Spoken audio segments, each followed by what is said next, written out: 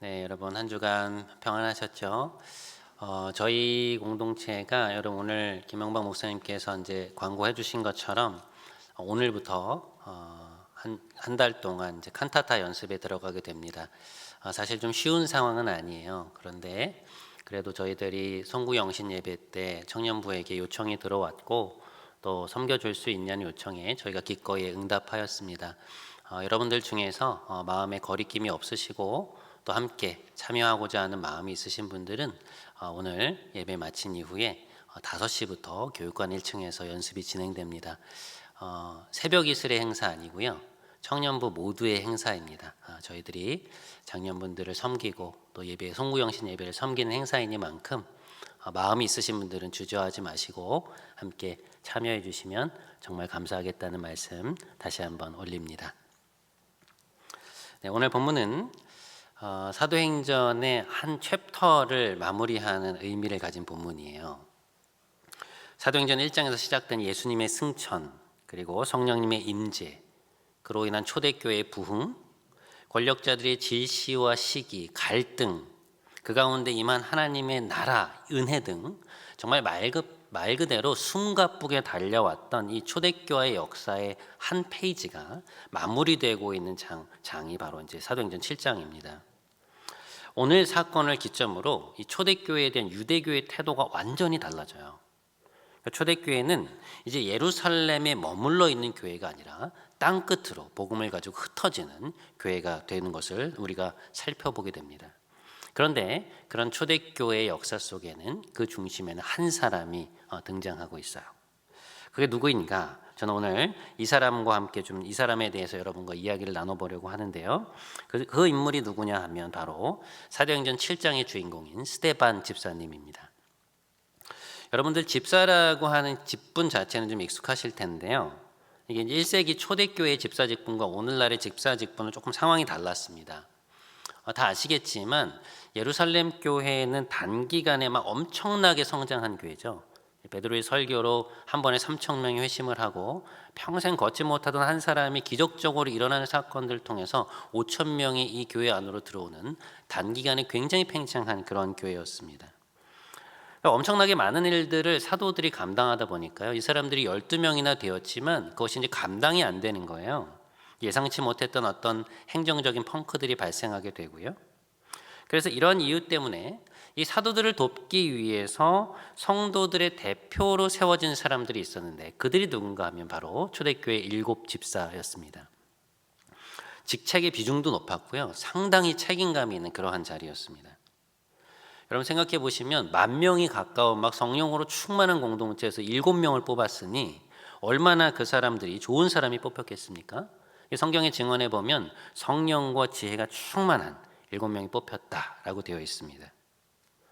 자, 이분들이 이제 뽑히고 나서 이 7 집사님들의 사역이 막 사도들 못지않게 엄청난 영향력을 막 발휘하기 시작했어요. 놀라운 일들이 일어나기 시작했는데 오늘 본문은 그러한 와중에 7 집사가 뽑히고 사역이 진행되던 그런 와중에 생긴 큰 사건 하나를 우리에게 보여주고 있습니다.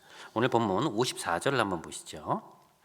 그들이 이 말을 듣고 마음에 찔려 그를 향하여 이를 갈거늘.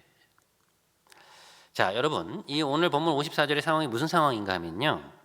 7 집사님의 그 7 집사의 리더격이었던 스데반이 고발이 되어서 재판정에 끌려온 그런 상황이었습니다. 그러니까 사람들이 있지도 않은 일을 만들어서 이제 가짜로 고발한 것인데요. 이제 죄목이 뭐였냐면 하나님과 성전에 대한 신성 모독이었어요. 여러분 유대인들에게 가장 큰 죄가 뭔가 하면요. 신성 모독죄예요. 그러니까 하나님과 그분이 거하시는 이 성전에 대해서 모독하는 것은 가장 중죄에 해당했습니다. 그런데 오늘 이제 거짓 증인들이 교묘하게 스데반 집사님이 했던 말들을 막 자르고 붙여서 오늘날로 말하면 이 악마의 편집을 해서 마치 스데반 집사님이 하나님을 욕한 것처럼 성전을 욕한 것처럼 가짜로 고발을 한 것이었습니다. 그래서 이제 그가 사내들인 지금 재판정에 끌려온 것인데요. 이제 오늘 본문 54절의 이 앞부분은요. 이 7장 전체가 스데반 집사님의 변론이에요.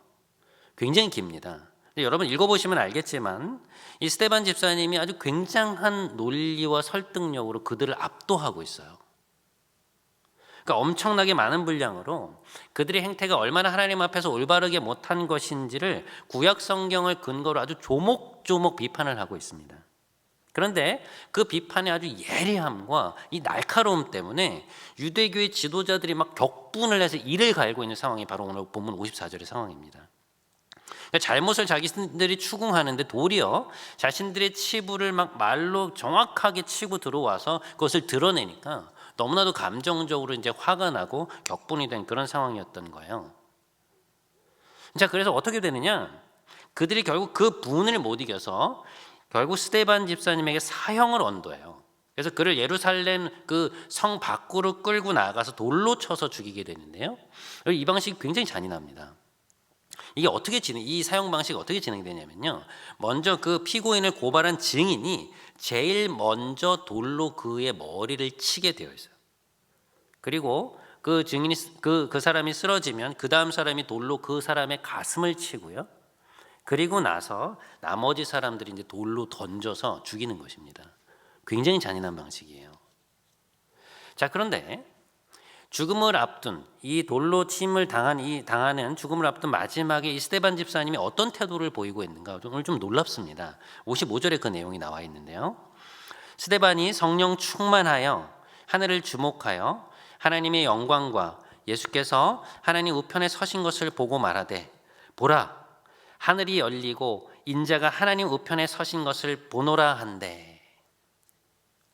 스데반 집사님은 마치 악귀처럼 달려드는 사람들의 틈 속에서 하늘을 보았습니다. 하나님이 보좌에 앉아 계시고 예수 그리스도께서 주님께서 그 보좌 우편에 서 계신 것을 보았어요. 그리고 나서 순교를 당하게 되는데요. 이 스데반 집사님의 태도에서 더 놀라운 것은 뭐냐면요, 여러분. 돌로 맞은 후에 자신이 마지막 피투성이가 되면서 보인 행동이에요. 이렇게 되어 있습니다. 그들이 돌로 스데반을 치니 스데반이 부르짖어 이르되 주 예수여 내 영혼을 받으시옵소서. 무릎을 꿇고 크게 불러 이르되 주여 이 죄를 그들에게 돌리지 마옵소서. 이 말을 하고 자니라. 여러분, 뭔가 좀 숙연해지지 않습니까?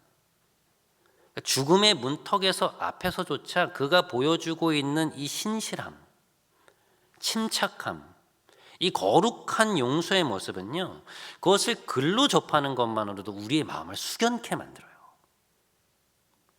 그는 초대교회 7 집사 중에 한 사람으로서 주님의 영광을 위하여 살다가 불꽃처럼 자신의 생을 피우면서 사그라들었습니다. 기독교 역사상 최초의 순교자예요. 여러분, 제가 오늘 여러분과 함께 생각해 보고 싶은 것은 이 스데반 집사님의 삶이에요. 그는 초대교회 역사의 한 페이지에서 잠시 나와서 순교자로 이름을 올리고 이제 역사 속에서 사라지는데요. 이제 성경을 보면 그 뒤에 성경의 어느 곳에서도 그분의 이름이 언급되지 않습니다. 그러니까 초대교회에서 집사로 선출돼서 교회를 섬기다가 정말 얼마 안 되어서 죽임을 당한 거예요. 여러분, 이게 참 생각해 보면 참 아까운 죽음 아닙니까? 10,000명 중에서 7명 뽑힐 정도로 성품이 좋고 실력도 탁월했던 한 사람이 어떤 의미에서는 제대로 꽃도 피워보지 못한 데 지고 있는 거잖아요. 그렇지 않아요? 역사의 뒤안길로 사라지고 있는 것입니다.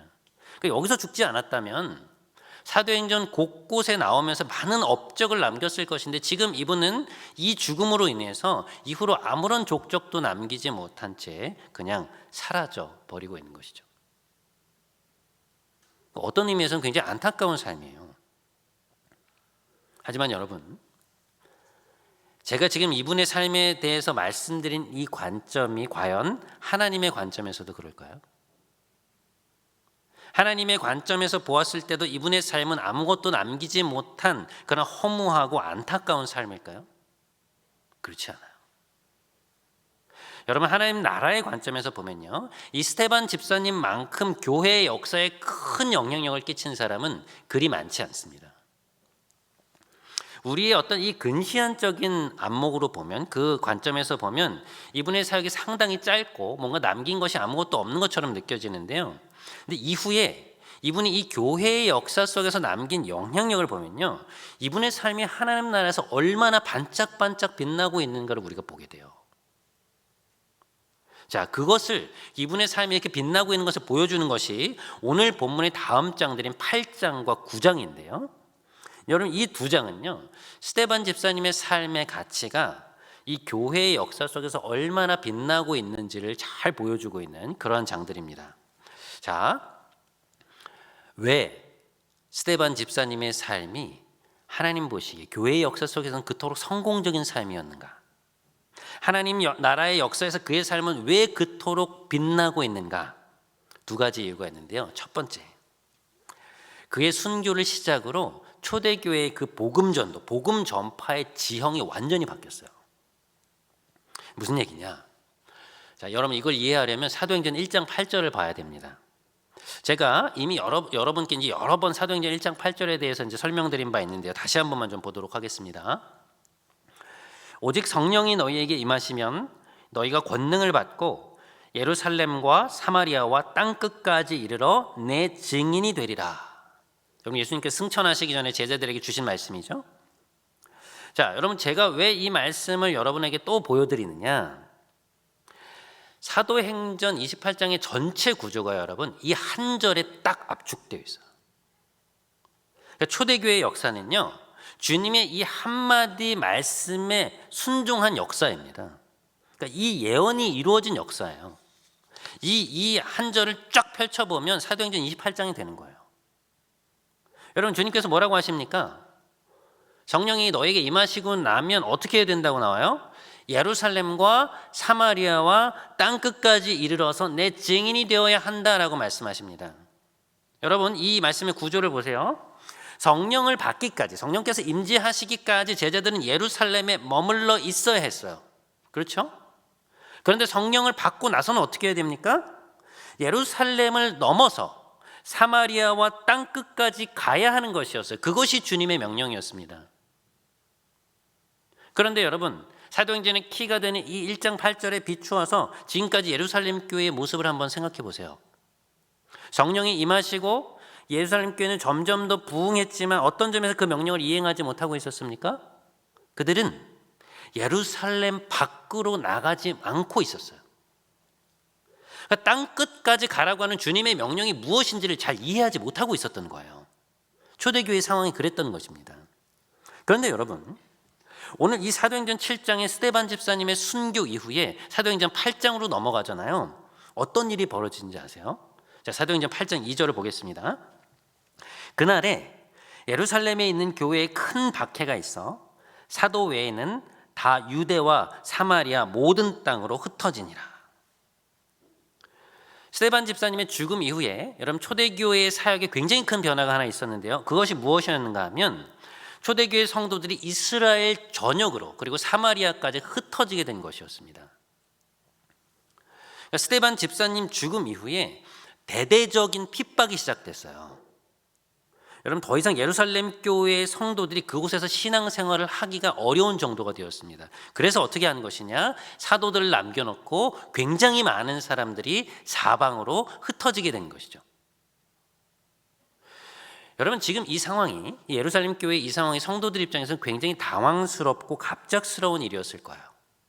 하지만 복음의 역사라는 관점에서 보면 어떻습니까? 사도행전 1장 8절에 주님의 명령이 드디어 이행되고 있는 시작점이 되고 있어요.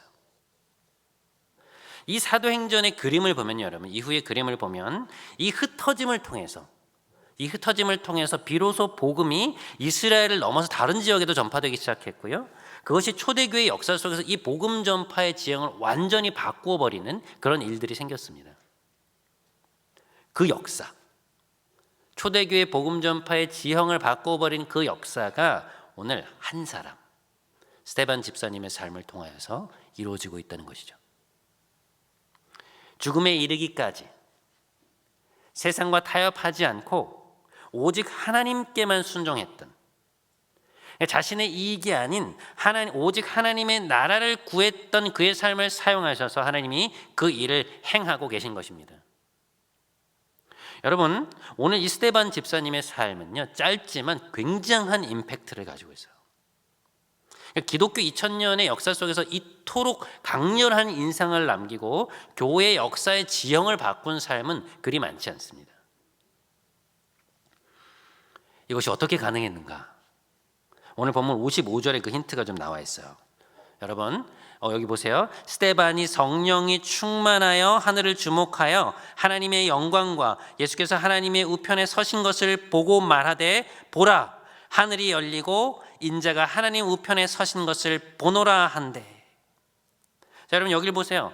사람들이 돌을 집어들고 달려들고 있는 그 긴박한 순간에, 막 사방이 에워싸는 것 같은 그 절박한 순간에 그의 상태가 어떠했다고 나옵니까? 성령으로 충만했다고 나와요. 그러니까 그의 온 마음이 성령님을 완전히 의지하고 있는 거예요. 자, 그렇다면 성령으로 충만했던 그가 보여주고 있는 행동은 무엇입니까? 그가 뭘 보고 있었어요? 하늘을 보고 있었어요. 지금 돌을 들고 달려들고 있는 이 대적들의 틈에서 하늘을 보고 있었던 거예요.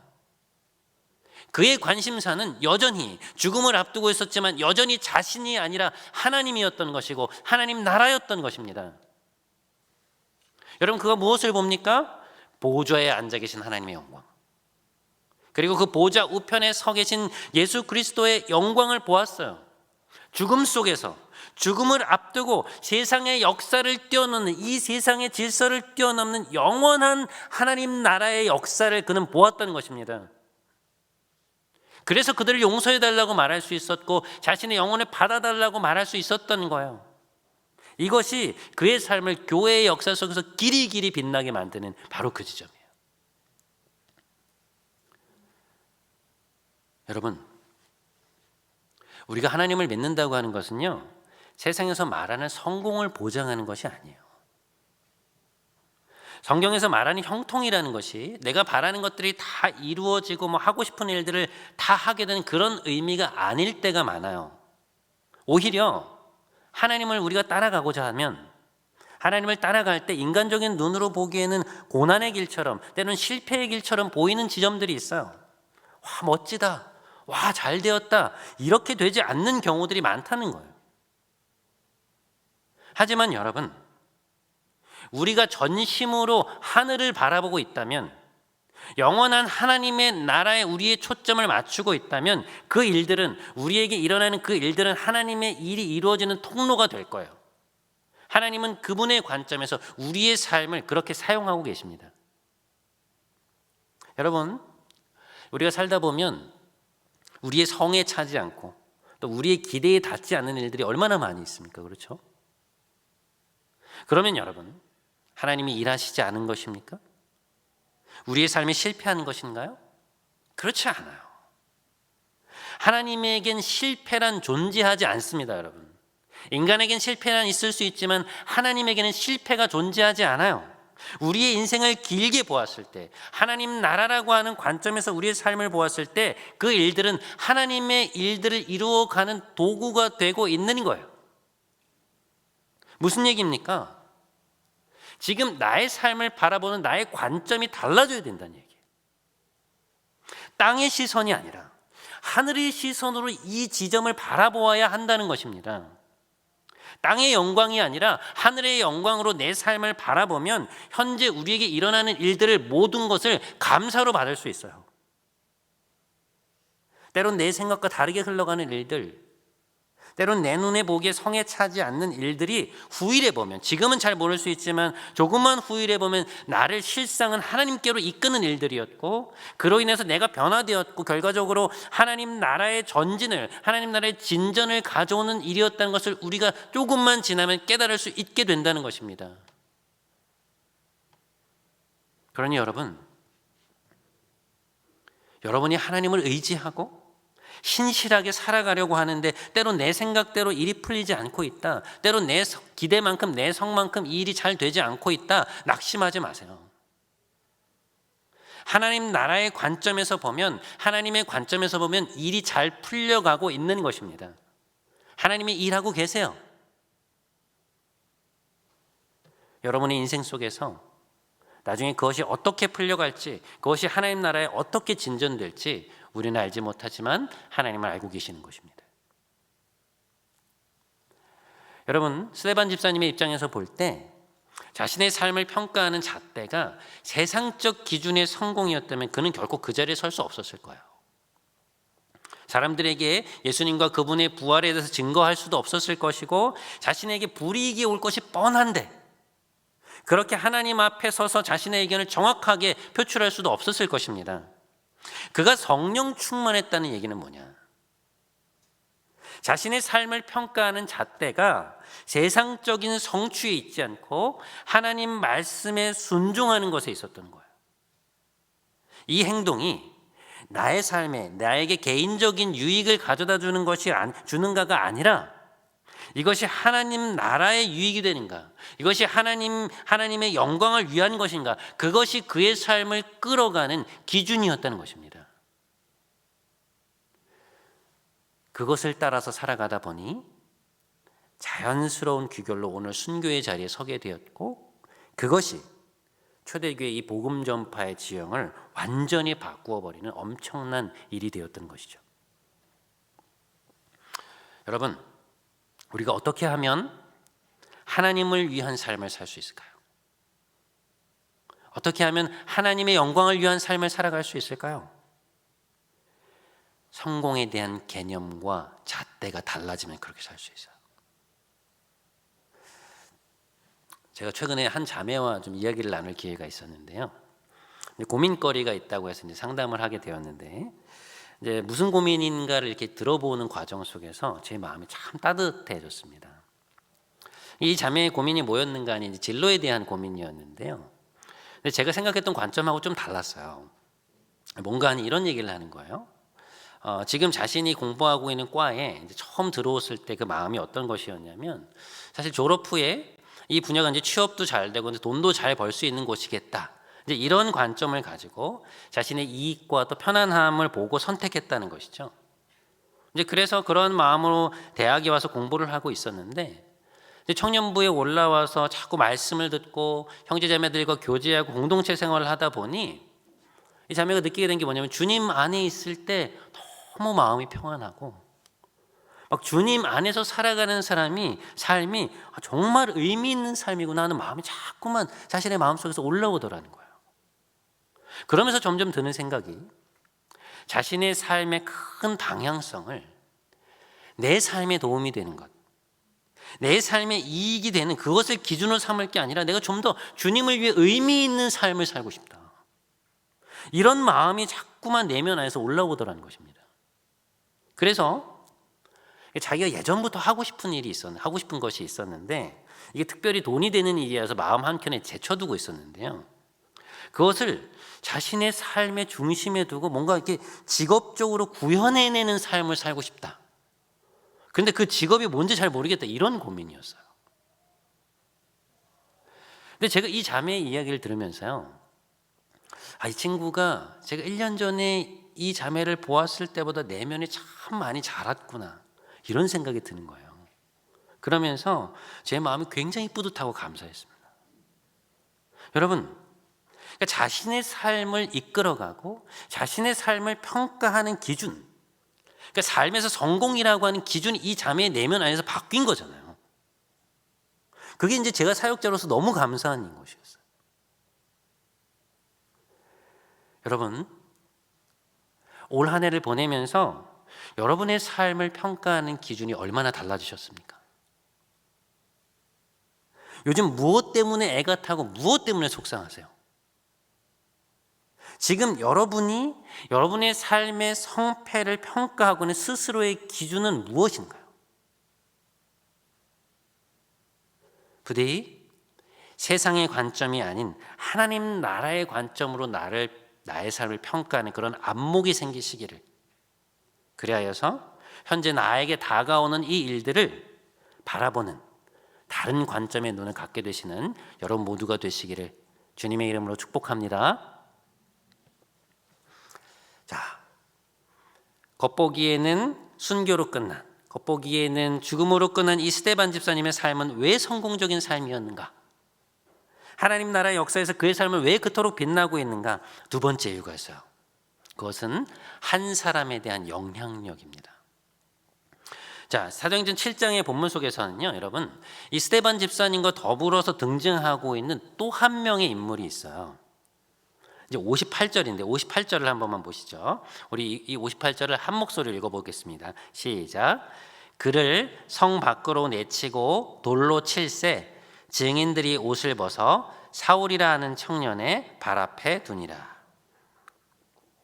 사람들이 스데반에 대한 사형을 집행할 때 그 현장 속에 한 인물이 있었는데 여러분, 그게 누구냐면 사울이라는 청년이에요. 지금 이제 58절의 상황으로 미뤄봐서 증인이 그의 발 앞에 옷을 벗어났다는 상황을 봐서 그가 사람들의 가장 앞줄에 맨 앞에 있었던 것 같아요. 자, 한 사람을 돌로 쳐서 죽이는 이 끔찍한 일에 눈에 불을 켜고 달려들고 있는 이 사람은 누구인가? 사도행전 7장에 수많은 사람들이 나오거든요. 근데 그 중에서 이름이 단 두 사람밖에 나오지 않아요. 근데 그 수많은 사람들 중에서 스데반과 더불어서 자신의 이름을 이 초대교회의 역사 속에 당당하게 올리고 있는 이 사람은 도대체 누구인가? 기독교 역사상 최초로 유럽 선교의 문을 열었던 인물, 신약 성경의 3분의 1이 넘는 분량을 썼던 인물, 초대교회 역사의 중요한 페이지를 장식했던 그 사람, 바로 사도 바울입니다. 사도 바울이 스데반 집사님의 이 처참한 순교 장면 속에서 기독교 역사 속에 처음으로 등장하고 있어요. 자, 이 스데반 집사님의 순교 장면에 왜 바울이 등장하고 있는가? 스데반 집사님과 그는 무슨 관계가 있는가? 그것은 사도행전 9장을 보면 우리가 알 수 있습니다. 여러분, 제가 아까 사도행전 8장과 9장이 각각 스데반 집사님의 죽음이 끼친 그 영향을 말해주고 있는 장이라고 말씀드렸죠. 근데 이 복음이 땅끝으로 퍼져나가게 되는 그 초대교회 복음 전파의 역사를 설명한 것이 사도행전 8장이라면 사도행전 9장에는 뭐가 나오고 있는가? 기독교 역사상 가장 핵심적이고 가장 놀라운 회심 사건으로 여겨지고 있는 사도 바울의 회심 사건이 나와요. 자, 이 위치가 우리에게 많은 것을 말해주고 있는데요. 자, 여러분 보세요. 7장의 스데반의 순교 장면에 사울이 등장하고 나서 바로 뒤이어서 그의 회심이 일어났다. 이것은 무엇을 뜻할까요? 그의 회심에 스데반 집사님의 죽음이 큰 영향을 미쳤다는 걸 말해주고 있어요. 여러분, 이 누가복음의 사도행전의 저자인 그 누가가 누군가 하면요, 사도 바울과 함께 10수년을 함께했던 그 선교팀의 핵심 일원이었어요. 사도 바울이 주치의 역할을 했던 사람입니다. 그 누구보다 바울을 잘 알았던 그가 이 바울의 회심을 이렇게 배치했다는 것, 7장과 9장에 배치했다는 것은 무엇을 말하는가? 스데반 집사님의 죽음이 바울의 회심에 지대한 영향을 끼쳤다는 것을 보여주고 있는 아주 강력한 증거예요. 여러분, 오늘 이 스데반 집사님의 순교는요, 그 상황을 처음부터 끝까지 빠짐없이 지켜보았던 이 바울에게 아주 깊이 각인된 사건이었을 거예요. 재판정에서 증언을 하던 그 모습, 죽음을 앞둔 상황에서 보여준 그의 의연함, 침착함, 하나님과 그 보호자 우편에 서 계신 예수 그리스도에 대한 증언, 자신을 죽이는 이들을 용서해달라던 그 기도, 그의 마지막 눈빛, 그 하나하나가 가장 가까이에서 그것을 보았던 바울의 심령 속에, 바울의 머릿속에 각인이 되었던 것이죠. 그것이 그의 내면을 파고들어서 계속해서 그의 내면 속에서 움직였기 때문에 바로 다음 장인 9장에서 그가 주님의 나타나심에 온전하게 반응하게 되었던 것입니다. 만약에 그의 내면에 그로 인한 어떤 이 스데반 집사의 죽음으로 인한 어떤 균열이나 혼란이 없었다면 주님이 나타나셨다고 해도 그가 그렇게 온전히 반응할 수 없었을 거예요. 스데반 집사님의 삶이 왜 성공적인 삶이었느냐? 왜 그의 삶은 하나님 나라 역사 속에서 길이길이 빛나고 있는가? 한 사람에 대한 영향력 때문이었어요. 하나님 앞에서 순종하려고 걸어갔던 그 삶이, 하나님의 나라를 자신의 삶의 최우선순위에 두고 살아갔던 그 삶이 하나님을 모르던 한 사람을 예수 그리스도께로 돌이키게 만드는 통로요, 도구가 되었습니다. 여러분, 그의 삶은요, 우리에게 주님의 말씀 한 가지를 생각나게 해요. 이런 말씀이 있어요. 내가 진실로 진실로 너희에게 이르노니 한 알의 밀이 땅에 떨어져 죽지 아니하면 한 알 그대로 있고 죽으면 많은 열매를 맺느니라. 여러분, 예수님이 이거 돌아가시기 전에 자신의 삶을 가리켜서 하신 말씀이거든요. 그런데 이 말씀만큼 스데반 집사님의 삶을 딱 표현해 주는 말씀이 없어요. 스데반 집사님은요, 여러분, 무슨 베드로처럼 막 한 번에 설교 수천 명을 회심시키고 많은 이들을 하나님께로 돌아오게 만든 그런 사역자는 아니었어요. 그런 사역을 하신 분은 아니었습니다. 그렇게 하기도 전에 순교의 피를 흘리셨어요. 그런데 그가 남긴 것은 무엇이었느냐? 한 사람. 그의 삶을 보고 깊이 영향을 받은 한 사람. 그런데 바로 그 한 사람을 통해 어떤 일이 일어났습니까? 터키와 그리스 지역에 수많은 교회들이 세워졌고 수백만의 사람들이 하나님을 알게 됐어요. 무슨 이야기입니까? 스데반 집사님은 베드로와는 다른 방식으로 열매를 맺은 거예요. 어찌 보면 더 큰 열매를 맺었습니다. 여러분, 스데반 집사님의 삶은 결코 허무하게 끝난 게 아니었어요. 하나님 앞에서 자신에게 주어진 그 길을 걸어갔던 그의 삶을 통해서 그 옆에 있던 한 사람이 온전히 변화되었고 그로 인해서 하나님 나라의 놀라운 역사가 일어났어요.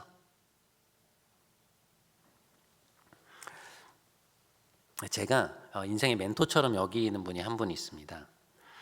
제가 대학생 때 저희 캠퍼스 선교단체 담당 간사님이셨고, 제가 졸업 후에 풀타임으로 이제 캠퍼스 선교단체 간사를 할 때 저희 지방회 이제 총 대표 간사님으로 섬겼던 분이에요.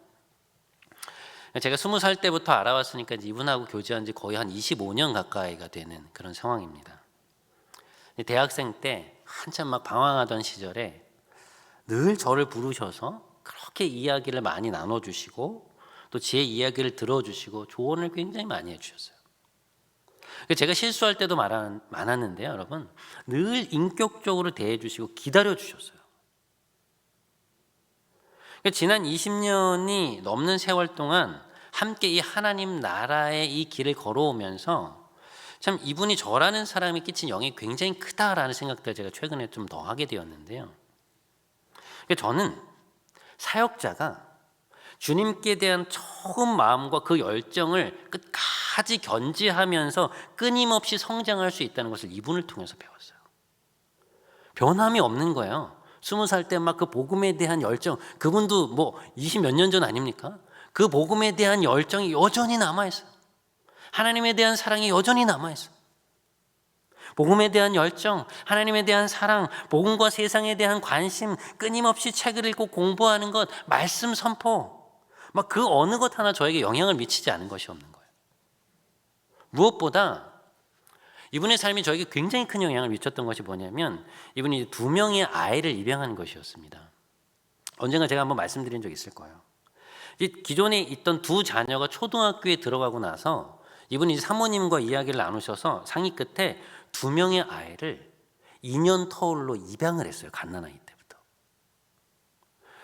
저는 이제 그걸 보면서 간사님의 삶이 가능한가 싶었어요. 왜냐하면 사역도 많고 경제적으로 쉽지 않은데 갓난아이를 입양해서 또 그 생명을 품고 키워가는 것을 보면서 뭘 느꼈냐면 이분이 자신이 설교한 대로 살아가시는 분이구나. 자신이 믿고 선포하고 그렇게 나눈 대로 살아가는 분이구나. 그것을 굉장히 많이 느끼게 되었어요.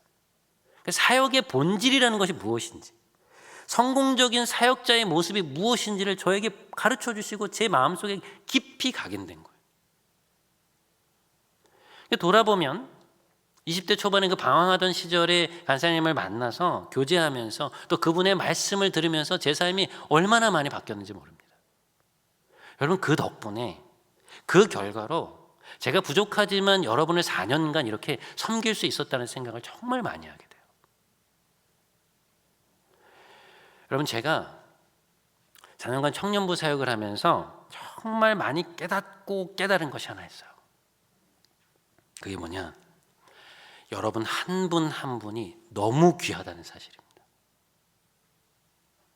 제가 여러분의 삶의 이야기들을 들으면서 또 여러분과 함께 울고 웃으면서 저는 여러분이 한국 교회의 희망이고 여러분이 한국 사회의 희망이라는 생각을 너무 깊이 갖게 됐어요.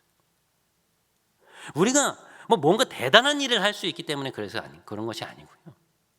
저는 여러분을 볼 때마다 여러분과 이야기 나누면서 여러분과 함께 이야기를 나눌 때마다 하나님께서 여러분을 여러분의 가정으로, 캠퍼스로, 일터로, 그 공동체로 보내셨구나. 말씀 앞에 말씀을 붙들고 고민하고 하나님 앞에서 살아가려고 애쓰는 여러분을 통해서 하나님께서 그곳을, 여러분 옆에 있는 그 사람들을 분명히 변화시켜 가시겠구나, 그 마음이 들어서 여러분을 만날 때마다 저는 늘 마음이 뜨거웠어요.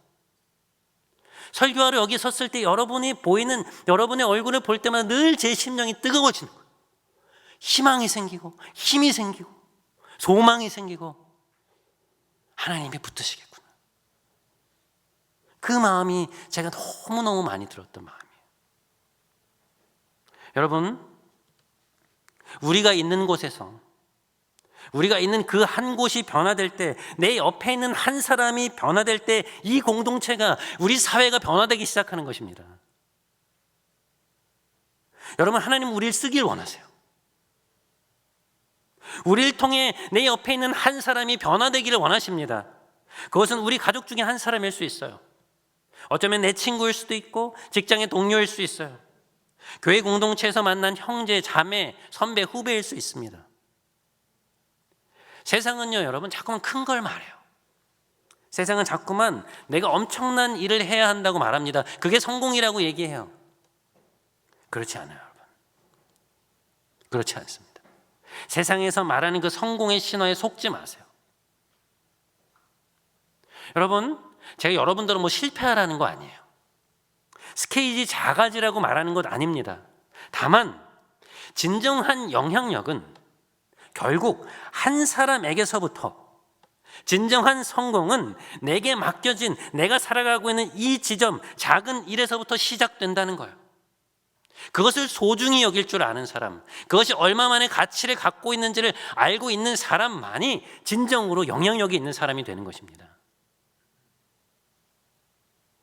나의 이익이 아닌 하나님 나라를 나의 삶의 목표로 두고 매일매일 내게 주어진 이 길을 걸어가다 보면 우리는 우리를 들어서 많은 이들을 세우시고 살리시는 하나님의 손길을 경험하게 될 거예요.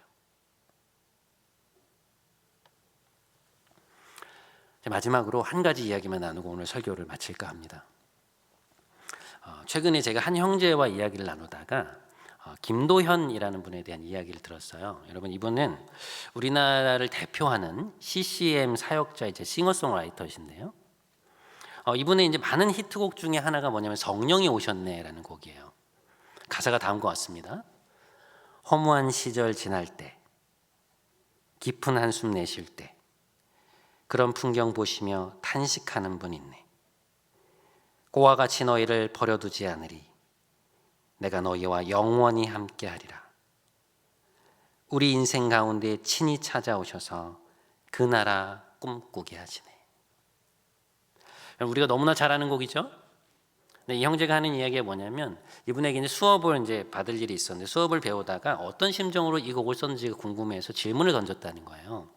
그랬더니 이 김도현 씨가 하는 얘기가, 이 곡을 쓸 당시 자기가 이제 음악적으로도 그렇고 사역적으로도 사람들에게 인정도 받지 못하고 뭔가 좀 하려고 하는데 일이 잘 풀리지 않던 그런 때였다는 거예요. 자기가 곡도 쓰고 노래를 내는데 사람들이 알아주지 않으니까요. 뮤지션으로서 얼마나 힘듭니까? 뮤지션으로서 내가 자질이 있는가? 왜 이렇게 길이 안 풀리나, 이런 생각에 삶이 자꾸만 실패한 것 같고 자기가 막 마음이 허무해지더라는 거예요.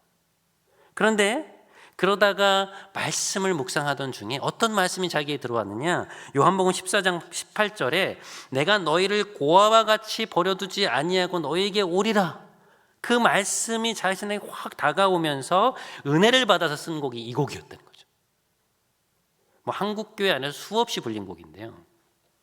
근데 여러분, 이 이야기를 듣는 와중에 제 마음을 확 잡아당겼던 것이요, 이 곡을 작사 작곡하게 된 동기보다 그 형제가 해준 그 다음 이야기였어요. 그게 뭐였냐면, 김도현 씨가 이제 그 50이 되셨는데, 김도현 씨가 말하기를 자기가 이제 50이 되었는데 그러면서 뭐가 달라졌느냐, 무엇이 인생의 성공인지에 대한 그 성공의 기준이 자신의 내면에서 달라졌다는 거예요. 그러니까 그리스도 안에서 살아가다 보니까 세상에서 성공이라고 막 지켜세운 것들의 가치가 실제로는 허무한 것이고, 얼마나 허무한 것이고 하나님 나라의 가치가 진짜로 영원한 것이구나, 그런 것을 깨닫게 되고, 성공에 대한 이 기준의 변화가 자신의 내면 안에서 일어나게 되자 삶에서 이 허무한 감정들이 점점 사라지게 되었다는 것이죠. 그러니까 오히려 삶의 어떤 허무함이나 의미와 기쁨과 같은 그런 다른 감정들이 점점 커지고 있다는 그런 얘기를 듣는데 제가 마음에 은혜가 되더라고요. 여러분, 여러분의 삶의 가장 중요한 가치는 무엇입니까? 내가 원하는 공부를 하고, 내가 가고 싶은 직장에 취업하는 것, 내가 하고 싶은 일을 하는 것, 내가 원하는 사람과 함께 하는 것, 어디서든 인정받고 높은 위치에 올라가는 것, 그런 것들인가요? 여러분, 좋은 것입니다. 하지만 여러분, 그것이 우리 삶의 궁극적인 목표가 될 수는 없어요. 그것이 우리 삶에 완전한 만족감을 줄 수는 없습니다. 우리가 거기에 목적을 두고 내 인생의 성공이라고 생각하면서 살잖아요. 결국에는 허무함이 찾아오게 되어 있어요. 손에 쥐지만 마치 모래를 쥐는 것처럼 다 쥐는 순간 빠져나가게 되어 있어요. 영원한 것은 오직 하나님밖에 없습니다. 사랑하는 여러분, 우리 하나님의 관점으로 살아갑시다. 그분의 조명 아래, 그분의 관점으로 우리가 우리의 삶을 바라본다면 우리의 인생은 결코 세상이 말하는 성공과 실패의 그 프레임에 얽매이지 않게 될 거예요. 부디 주님의 눈으로 나의 인생을 평가함으로 하나님 안에서 결코 실패가 없는 인생을 살아가시는 여러분 모두가 되시기를 주님의 이름으로 간절히 축원드립니다. 우리 이 시간에 함께 좀 찬양하면서 좀 나아갔으면 좋겠는데요. 오늘 여러분과 함께 좀 찬양하고 싶은 곡은 새로운 마음이라는 곡이에요. 후렴구에 보면 이렇게 되어 있습니다. 새로운 마음 주시고 주님의 성령을 부으사 우리 안에 굳은 마음을 지하여 주님의 마음을 주소서. 그래서 내 삶이 주의 말씀 안에 거하며 주의 영광과 주의 나라가 드러나는 삶이 되게 하소서. 우리 주님 이 시간 우리에게 새로운 마음을 주옵소서. 우리의 인생, 우리의 어떤 세상적인 성공의 가치를 쫓아서 살아왔던 우리의 삶을 내려놓고 하나님 나라의 관점으로, 하나님의 관점으로 나의 삶을 바라볼 수 있게 해 주옵소서. 그 새 마음을 달라고 우리 그 마음을 가지고 함께 좀 찬양하면서 나아가도록 하겠습니다. 함께 찬양하겠습니다.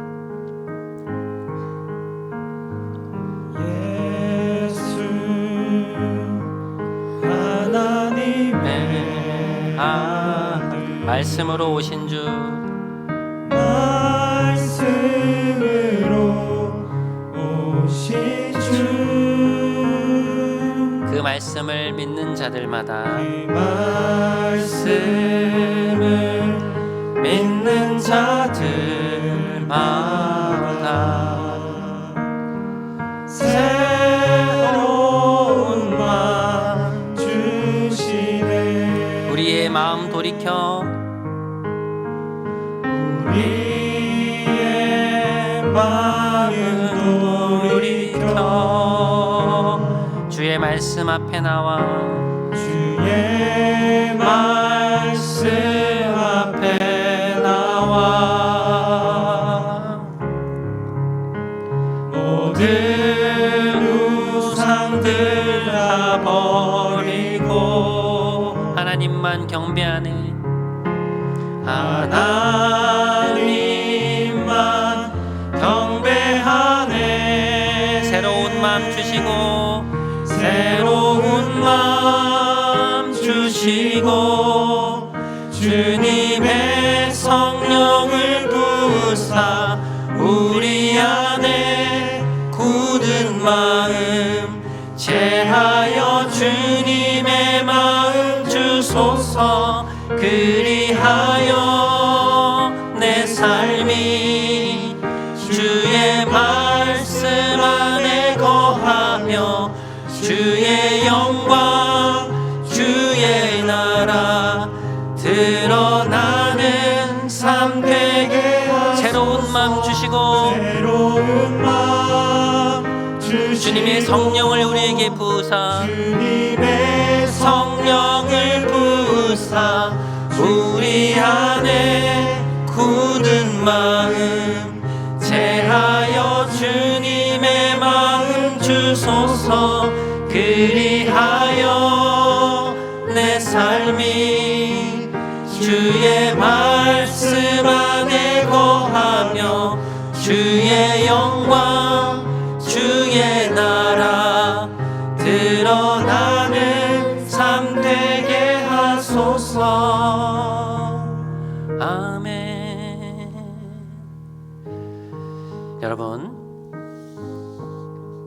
여러분의 인생은 어떠합니까? 여러분 어떤 눈으로, 무엇을 기준으로 여러분 자신의 인생을 바라보고 계신가요? 이 시간 우리의 삶을 바라보는 그 기준을 잠시 좀 돌아보기 원합니다.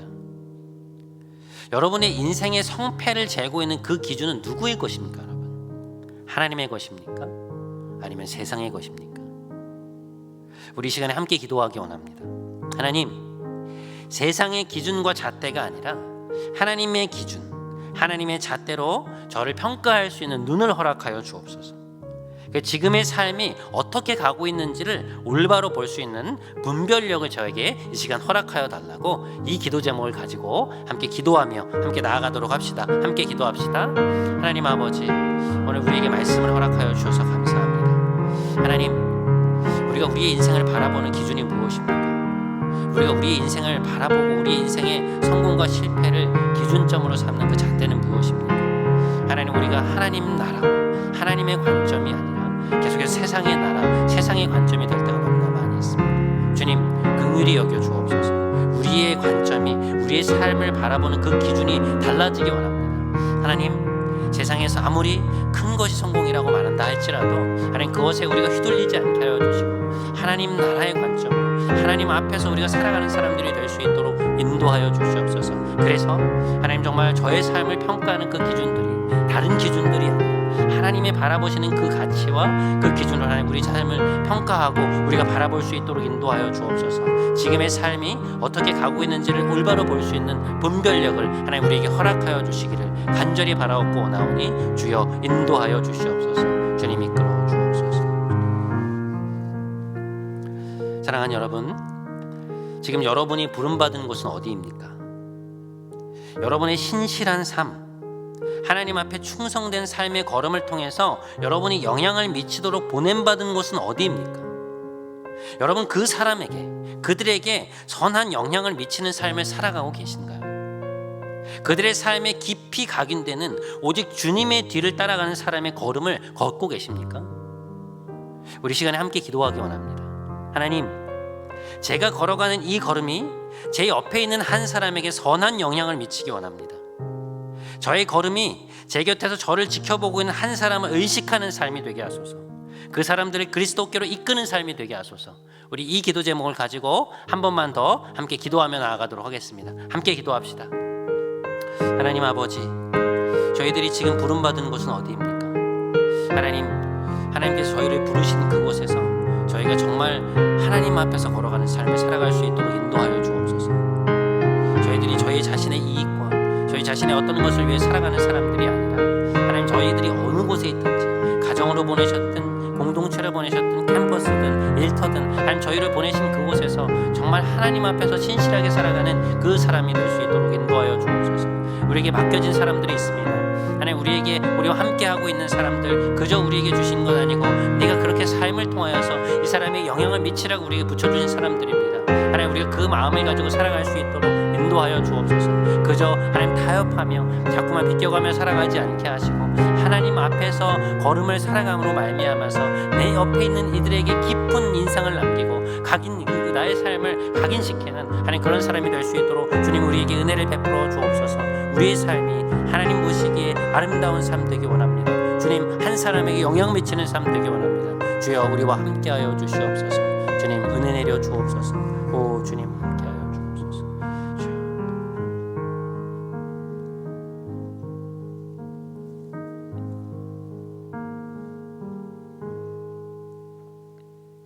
사랑이 많으신 하나님, 오늘 스데반 집사님의 삶을 보며 많은 것을 생각하게 하심에 감사드립니다. 우리의 삶을 바라보는 삶의 잣대와 기준이 무엇인지 돌아보기 원합니다.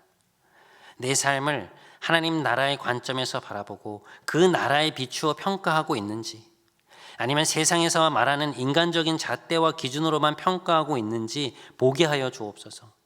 그 잣대가 올바라야 우리 내면에 우리 인생을 바라보며 기쁨이 차오를 수 있음을 알게 하셔서 모든 거짓된 잣대를 치우시고 주님 주시는 새로운 기준과 잣대를 얻게 하여 주옵소서. 하나님, 저희를 보내신 곳은 어디입니까? 제가 하나님의 사람으로 부름받아 스데반 집사님과 같은 신실한 삶을 살아가야 하는 곳은 어디입니까?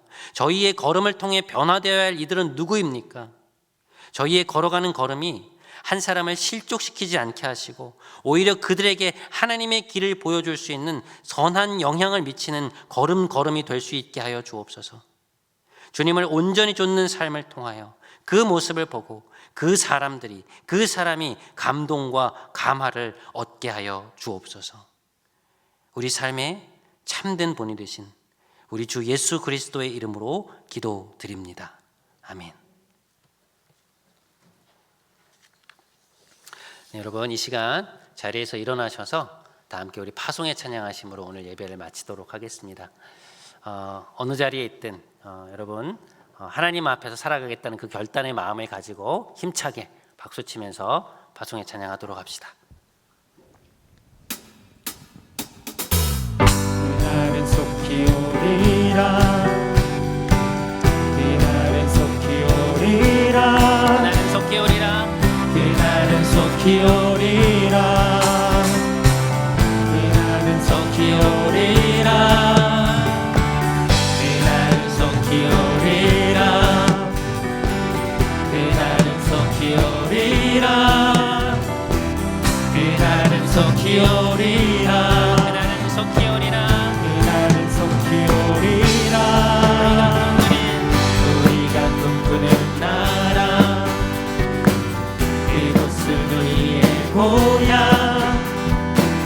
손에 잡히지는 않아도 믿음으로 그곳을 보내. 그곳이 실존하기에 우리가 함께한 꿈을 꾸기에 아무것도 없는 자 같은 나, 모든 것은 다른 자로다. 사막의 샘이 넘쳐 사막의 샘이 넘쳐 흐르고 사자와 어린 양이 뛰노는 그곳, 어린이 목사굴의 손 넘어 노래는 이곳이 하나님의 나라가. 사막의 샘이 넘쳐 흐르고 사자와 어린 양이 뛰노는 그곳, 어린이 목사굴의 손 넘어 노래는 이곳이 하나님의 나라가.